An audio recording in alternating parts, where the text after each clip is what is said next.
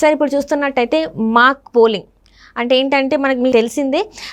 అయితే దీనికి ఏంటంటే వైసీపీ ప్రభుత్వం వెనకడుగు వేస్తుంది, అంటే అక్కడ కూడా పరువు పోతుంది అని చెప్పేసి భయపడుతున్నారు. అంటే ఇది ఈ సూచన ఇచ్చింది కూడా మన సజ్జల గారు జగన్కి ఇచ్చారు అని చెప్పేసి కూడా తెలుస్తుంది. సో చాలామంది ఎమ్మెల్యేలు దీనికి అటెండ్ అవ్వలేదు. సో అసలు ఎందుకు సార్ ఇక్కడ వీళ్ళు ఓటమిని ఒప్పుకుంటున్నారని అనుకోవాలి మనం? అంటే రాజ్యసభ ఓటింగ్ అనేది ప్రిఫరెన్షియల్ ఓటింగ్ అంటారు. అంటే first priority, second priority, third priority, ఇట్లా ఎమ్మెల్సీ ఎలక్షన్స్ కూడా దాదాపు ఇలాగే జరుగుతాయి. ఇవి ఎమ్మెల్యేలు ఎన్నుకునే రాజ్యసభ సభ్యులు ఒక ముగ్గురు పోటీ చేస్తున్నారు. అంటే ఒక్కొక్కరికి 44 ఓట్లు రావాలి. వస్తే కనుక ఆయన గెలిచినట్టే. వీళ్ళకి కంఫర్టబుల్ మెజారిటీ ఉంది, 151 మంది సభ్యులు ఉన్నారు వాళ్ళకి. ఇంకా కాకుండా కూడా ఇంకో 4-5 ఇతర పార్టీలను జూరి 156 దాకా ఉన్నారు. అయితే ఆ 5 ఓట్లు వేస్తే చెల్లుతుందా లేదా, అవతల పార్టీ కనుక విప్పు చేసిందనుకోండి, వాళ్ళు అంతకు మించి దాటి ఓటేయడానికి అవకాశం ఉండదు. కాకపోతే ఇక టర్మ్ వచ్చేసింది కాబట్టి ఎవరు కూడా పెద్ద లెక్క చేసే అవసరం లేదు. ఇప్పుడు ఏంటంటే వీళ్ళు ఒకసారి చాలామంది ఒకసారి ఎమ్మెల్సీస్ కూడా ఈ రాజ్యసభ మెంబర్స్ ఎలక్షన్ ఓటింగుల్లో కొన్నిసార్లు తెలిసి తప్పులు చేశారు, కొందరు తెలియక కూడా తప్పులు చేసిన వాళ్ళు ఉన్నారు. అంటే డబ్బులు తీసుకుని స్మార్ట్గా అవతలాడికి ఓటేసేసిన వాళ్ళు ఉన్నారు. డబ్బులు కూడా పాపం పుచ్చుకోకుండానే తెలియక తప్పు చేసిన వాళ్ళు. అందరూ కూడా బాగా విద్యావంతులు అని అనుకోవటానికి లేదు, ఒక్కోసారి విద్యావంతులు కూడా తప్పులు చేసిన సందర్భాల్లో జరిగినాయి గతంలో. కాబట్టి ఏం చేస్తారంటే ఎవరైనా కూడా మాక్ ఓటింగ్ అంటే ఒక నమూనా ఓటింగ్ చేయించుకుంటారు. ప్రతి 44 మంది ఎవరికైతే చెప్తారో నువ్వు ఫలానా అభ్యర్థికి ఎక్స్కి ఒక 44, వైకి 44 మంది వేయాలి, జెడ్కి 44 మంది వేయాలి. ఇంకా కూడా కొంచెం 2-3 ఓట్లు ఎక్కువ కేటాయిస్తారు ఇప్పుడు, ఎందుకంటే ఏమన్నా కొన్ని ఇన్వాలిడ్ అవుతాయి ఓట్స్ వీళ్ళు వేసే సందర్భంలో. అందుకని మార్జినల్ క్వశ్చన్ పెట్టుకుంటారు. అట్లా పెట్టుకుని మాక్ ఓటింగ్ పెడితే గతంలో జగన్మోహన్ రెడ్డి గారి పరిస్థితి ప్రకారం అయితే ఎమ్మెల్యేస్ ఎప్పుడు రమ్మన్నా భలే క్రమశిక్షణగా వచ్చి మనం చూసేవాళ్ళం కదా. ఆయన ఇంట్లో ప్యాలెస్లో కానీ బయట మీటింగులు పెట్టినప్పుడు చాలా క్రమశిక్షణతో కూర్చునే వాళ్ళు అందరూ, ఎక్కడ కూడా కదలకుండా. అది ఎన్టీ రామారావు గారి టైంలోనే చూసాం, జగన్మోహన్ రెడ్డి గారి టైంలోనే చూస్తున్నాం. అంత క్రమశిక్షణ. మరి ఎందుకు సార్ ఇప్పుడు అదే అంటున్నా. ఇప్పుడు చివరి నిమిషంలోకి వచ్చేటప్పటికి ఏం జరిగిందంటే చాలా మందికి పార్టీ టికెట్లు రాకపోయేటప్పటికి, ఇప్పుడు నేను నిన్ను అభిమానించినంత చెప్పు, నువ్వు నన్ను సార్ అని బాగానే మాట్లాడతావు. సపోజ్ నేను ఏది ఫేవర్ చేయను, రేపు నుంచి నువ్వు నాకు ఆఫీస్కి రావద్దన్నా అనుకోండి, అప్పుడు ట్రీట్మెంట్ తేడాగా ఉంటుంది, కోపం వస్తుంది. బొంగు నీ ఆఫీస్ ఎంత, నువ్వెంత అని కూడా మాట్లాడతారు ఎవరైనా. ఇంకోసారి చూసుకుంటా అంటారు. అట్లాగే ఇప్పుడు ఏంటంటే వైఎస్ఆర్సీపీ పార్టీలోనే ఒక అంతగా ఒక సంక్షోభం ఏర్పడింది. చాలామంది వ్యతిరేకంగా ఉన్నారు.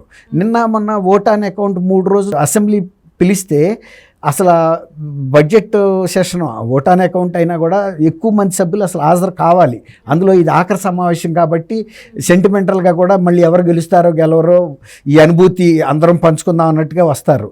కానీ మినిమం కోరం అంటారు, అంటే మినిమం సభ్యులు లేకపోతే అసలు శాసనసభను జరపకూడదు. 151 మంది వీళ్ళ సభ్యులు, అధికారపక్ష సభ్యులు, అసలు 15 మంది కూడా లేని పరిస్థితి వచ్చింది.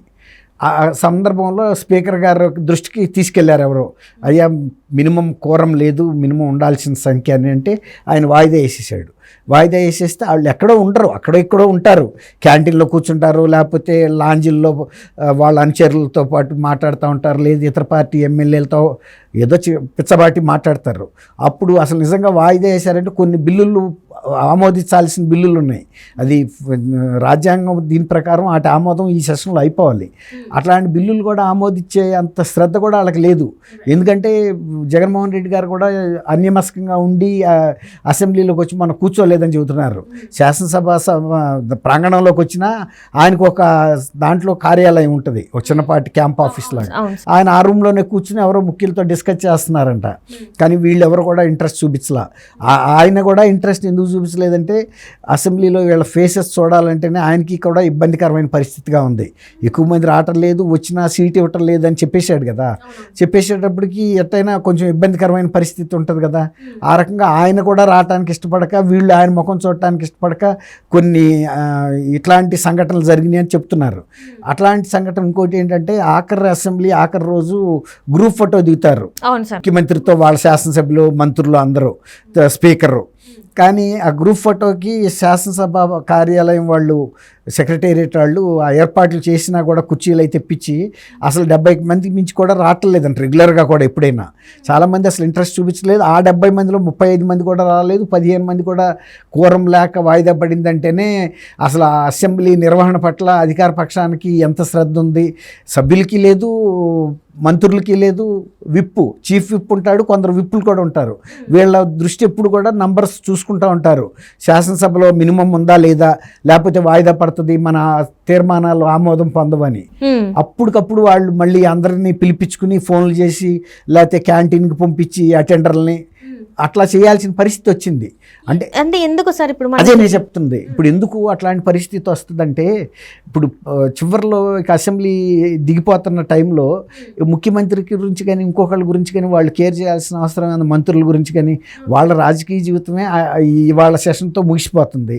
ఇక మళ్ళీ రేపు వాళ్ళ ఎమ్మెల్యే కారు, ఇక ఆ తర్వాత 5 ఏళ్ల తర్వాత రైతు ఎవరో రాజు ఎవరో, అప్పుడు ఏ పార్టీలు అధికారంలో ఉంటాయో, వీళ్ళు ఏ పార్టీలోకి వెళ్తారు, వెళ్తే గెలిచే అవకాశం ఉంటుందా ఉండదా, అసలు జీవితం వాళ్ళ ఎవరిది శాశ్వతమ్మా. ఇప్పుడు మర్నాడు వాళ్ళ వెళ్ళి రాత్రి పడుకుంటున్నాం, తెల్లారు లేస్తామా లేదని ఎవరు చెప్పగలరు? అట్లాంటి పరిస్థితి. ఇప్పుడు ఎవరో ఎందుకు రాజశేఖర రెడ్డి గారు బ్రహ్మాండమైన రెండోసారి మెజార్టీతో గెలిచి పట్టుమని 2 నెలల తిరగకముందే దురదృష్టవశాత్తు హెలికాప్టర్ ప్రమాదంలో చనిపోయారు అకస్మాత్తుగా. అట్లా అంత ఉంటే మళ్ళీ ఆయన ముఖ్యమంత్రి అయ్యేవాడు, మళ్ళీ కూడా ముఖ్యమంత్రి అయ్యేవాడు. అసలు ఆంధ్రప్రదేశ్ భవిష్యత్తే వేరేగా ఉండేది, ఇంకొక లెవెల్లో ఉండేది. అట్లా మరి దుస్సంఘటనలు జరుగుతూ ఉంటాయి, దుర్ఘటనలు అట్లాగే. కాబట్టి ఎవరు ఇవాళ పూర్వకాలంలాగా మనం ఒక 70-80 ఏళ్ళు బతుకుతామని ఎవరు కూడా అనుకోవట్లా. ఎవరైనా ఒక 40-55 ఏళ్ళు వచ్చేటప్పటికి ఏ క్యాన్సర్లో ఎన్నో రకాల జబ్బులు కూడా వస్తున్నాయి, హార్ట్ అటాక్లు వస్తున్నాయి. మరి ఈ కరోనా తర్వాత పరిస్థితి ఎవరి జీవితం ఏంటో చెప్పలేకపోతున్నాం కదమ్మా. మీరు అన్నట్టు ఎక్సర్సైజ్ చేస్తూ ఆ పట్టుమని పడిపోవడం కింద పిట్ట పిల్లల్లాగా. అవును, మన మినిస్టర్ గారే ఎంతో ఆరోగ్యమైన ఆయన మేడపాటి గౌతమ్, ఎంత హెల్దీ మినిస్టర్. అట్లా జరుగుతున్నాయి. కాబట్టి వాళ్ళు ఈ జీవితం పట్లే వాళ్ళకి రాజకీయ భవిష్యత్తు లేనప్పుడు శాసనసభలో వచ్చి కూర్చోవాలన్న ఇంట్రెస్ట్ కనపడలేదని అందరూ చెప్తున్నారు. అది వాస్తవం. కాబట్టి జగన్మోహన్ రెడ్డి గారే అంత ఇక ఆకర్షణ ఉంటే ఉందో పోతే పోయింది అన్నట్టుగా ఆయన ఇప్పుడు ఢిల్లీ వెళ్ళారు. చెబుతున్నా ఆయనకుండే వ్యవహారాలు అంటే ఆయనకుండే పనులు ఒత్తిళ్ళు ఆయనకుంటాయి. రెండోది ఇంకా పూర్తి లిస్ట్ కూడా బయటకు రాలేదు. ఎన్ని ఎక్సర్సైజ్ చేయాలి, ప్రతి లిస్టు విడుదల చేసినప్పుడల్లా ఏదో ఒక గొడవ. ఇళ్ళకొచ్చి ఎమ్మెల్యేలు సజ్జల రామకృష్ణారెడ్డి గారిని సీఎంఓ ఆఫీస్లోనే బెదిరిస్తాం, ఇవన్నీ కూడా మనం చూసాము. సహజం. పార్టీ టికెట్లు రానప్పుడు అతను ఎవరు పోలీస్ ఆఫీసర్గా చేసిన ఆయన అనంతపూర్ ఎంపీ గోరంట్ల మాధవ్, తర్వాత బయటకు వచ్చి కూడా ప్రకటనలు చేశాడు ఆయన. చేస్తారు, ఎవరైనా చేస్తారు. ఇది ఆ పార్టీ అని కాదు, రేపు ఏ పార్టీలో అయినా టికెట్లు రాని వాళ్ళ పరిస్థితి ఒక రకంగా ఉంటుంది. వచ్చిన వాళ్ళు మంచివాడు అంటారు అధినాయకుడిని, రానాడు లుచ్చా అంటాడు, అవినీతి చేశారంటారు. అప్పుడు తీసుకొస్తారు ఈ చిట్టాలన్నీ బయట. Right sir, right. Thank you so much. Thank you అమ్మా. సిరి మన వీక్షకులు కూడా నమస్కారం.